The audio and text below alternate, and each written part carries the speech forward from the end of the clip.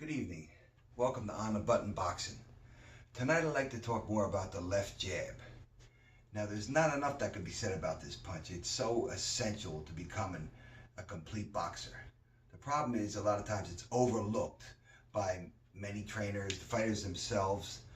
They think once they've learned this punch or kind of got the knack of it, they want to be rushed along to bigger and better things like the right hand, the hook, and everything. But eventually that hurts them down the road because it's so important to have this punch down pat. Now, we know the left jab is used for offensively to keep our opponent, we move in behind it to get to our opponent. This way we're moving in safely, not moving in like a robot and vulnerable for counter punches. Secondly, we're also using it to find the range as a range finder.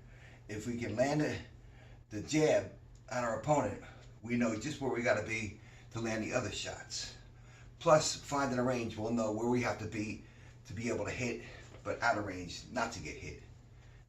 Defensively, we're using it to, as our opponent's coming in, to slow him down, keep him off, moving side to side, break his rhythm.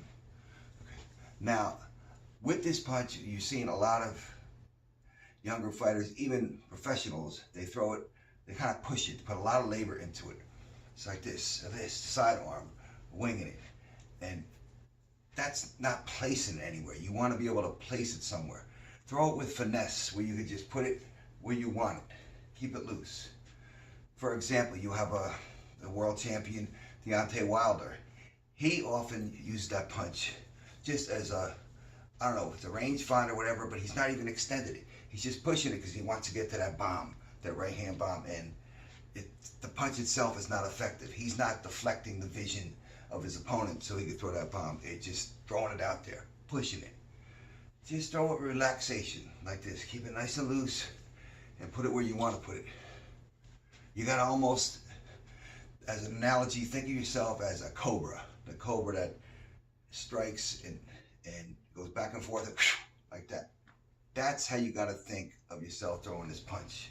Your arm is nice and loose. Throw it when you want it. Double up on it, easier. This way it prevents the counter punch. And being that loose, we can either 4 punches like that. 4 points, that quick. So let's work on that. Hopefully it'll work for you.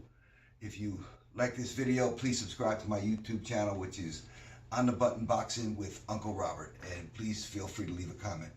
Thank you.